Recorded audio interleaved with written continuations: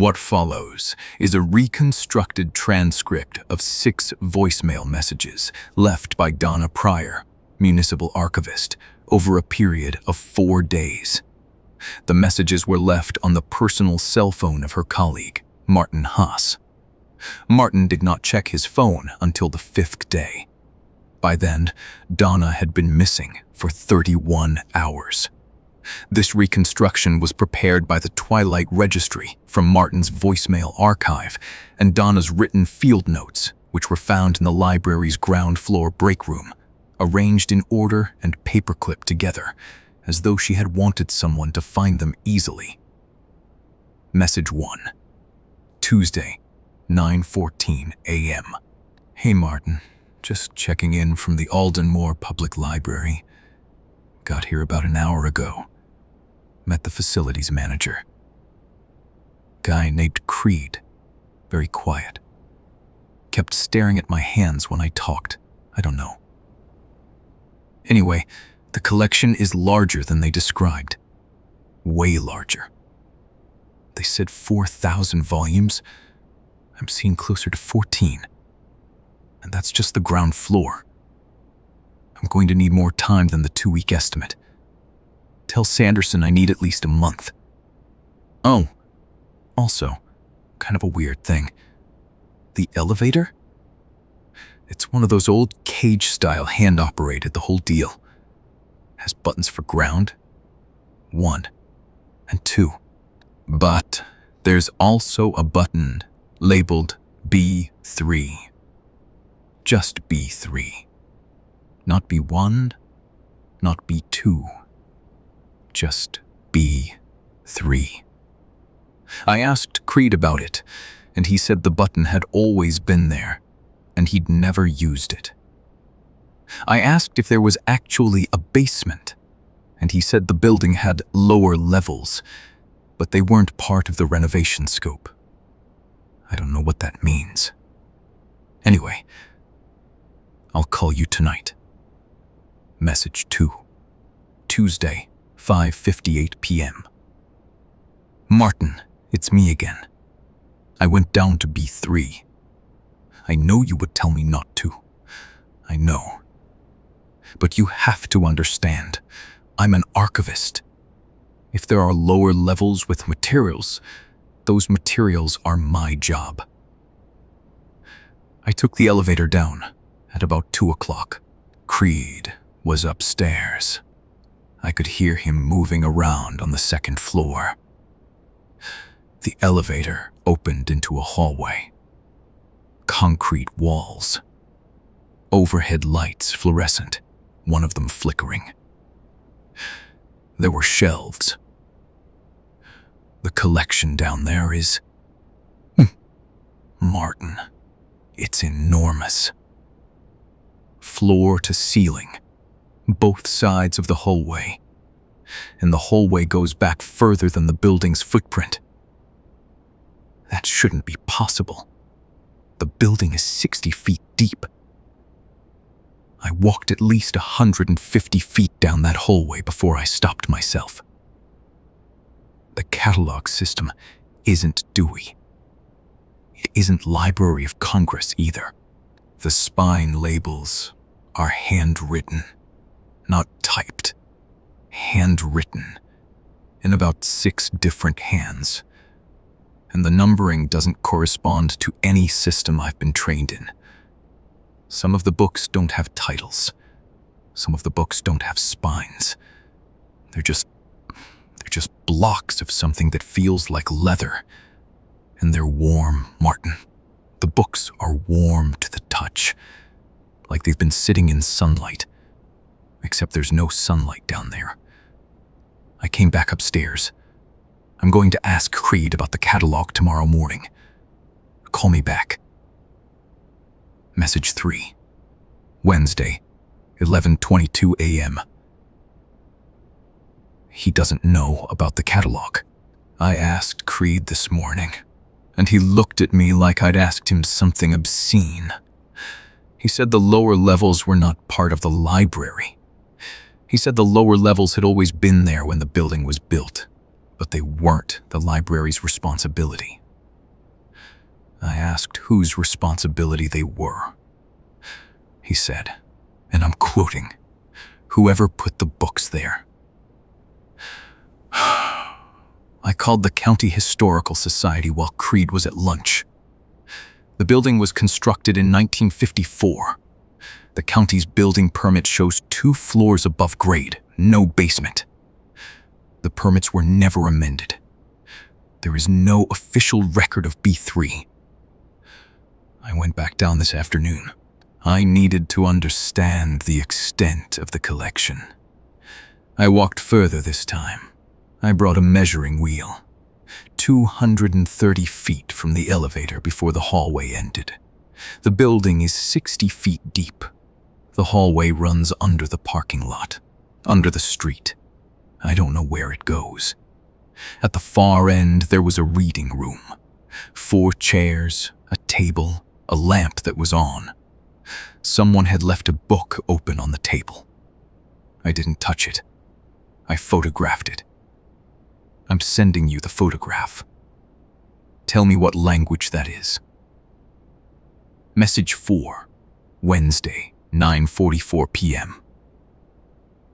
Martin, you didn't call back. I need you to call back. I looked at the photograph again. The text is typeset. It's not handwritten, but the typeface doesn't match anything in my reference books. The characters aren't Latin. They aren't Cyrillic. They're not Greek or Arabic or any script I can identify. But Martin, the layout of the text on the page is exactly like a catalog. Column headings, entries, running numbers in the margins. It's a list of something. I went back down. I know how that sounds. The book on the table was a different book than this morning. I'm certain of it. Same table, same chair, different book. The lamp was still on. Someone or something is using that reading room. The chairs had been moved. All 4 of them now faced the elevator. The warm books in the hallway. I checked the temperature on one with a thermometer I found in the break room. 38.6 degrees Celsius. Martin, that's body temperature. These books are body temperature. I'm sleeping in the break room tonight. I don't want to drive. Message 5, Thursday, 6:17 a.m. I need you to understand that I'm not frightened. I want to say that before I say anything else, because I know how I sound in the last few messages, and I don't want you to think I've lost perspective. I went back down at 3 in the morning. I couldn't sleep. The reading room had a new book on the table. This one had my name on the cover. Not a handwritten label. The name was embossed into the cover, the same way a proper bound volume would be. Donna M. Pryor. I opened it. The first page was blank. The second page had a date. The date I was born. The third page had a date I didn't recognize. It was in the future, about 11 months from now. I'm submitting this to the registry as soon as the office opens. I photographed everything. I'm going to finish the ground floor catalog today, write a formal report on the sub-level collection, and leave. I don't need to understand it. I just need to document it and go home. I want to go home, Martin. Call me back. Message 6, Thursday, 2:31 p.m. Martin, this is the last message I'm going to leave because I think the battery's dying and I can't find my charger. I tried to leave this morning. I finished my notes. I packed my bag. I went to the elevator. The button for the ground floor is still there. It lights up when you press it. The elevator came. I got in. I pressed G. The elevator went down. I got out at B3. I walked back to the elevator. I pressed G again. The elevator went down. I've tried 11 times. I've taken the stairs. The stairs go down. I can't find where up is, Martin. Every door I open is either the hallway with the books or another stairwell that goes down. I'm back in the break room, and I'm writing this down because I want someone to have the sequence of events in the right order. I'm not frightened. I want to go home. The book with my name on it is on the break room table. I don't remember bringing it up here. The third date? The one I didn't recognize? I looked at it again. I think it might be today. I think. End of recovered messages. Donna Pryor was found the following Tuesday by a plumber who entered the building to assess the renovation's water supply. She was in the ground floor break room. She was unharmed.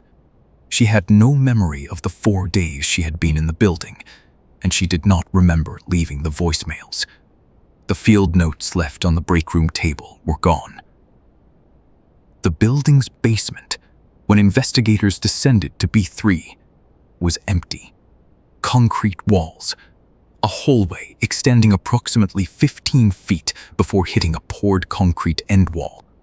No shelves, no books, no lamp, no reading room. The elevator's B3 button was found to be non-functional. The facilities manager, Creed, when questioned, said he had never spoken to any archivist about any lower levels. He said he had never seen the woman before. Donna returned to work after a 2-week leave of absence. She has not spoken publicly about what she experienced. In a single written statement provided to the registry, she noted one detail she said she had not mentioned in the voicemails. She said the book with her name on the cover, the one with the 2 dates, had contained, after the blank first page and the 2 date pages, hundreds of additional pages. All blank. All but the last page. The last page had writing on it, in her own handwriting. Words she said she had not written and did not understand. She included the page in her statement. The registry has not made the contents of that page available. The case file is sealed at the archivist's request.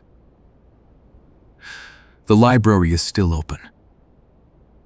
The renovation was quietly canceled.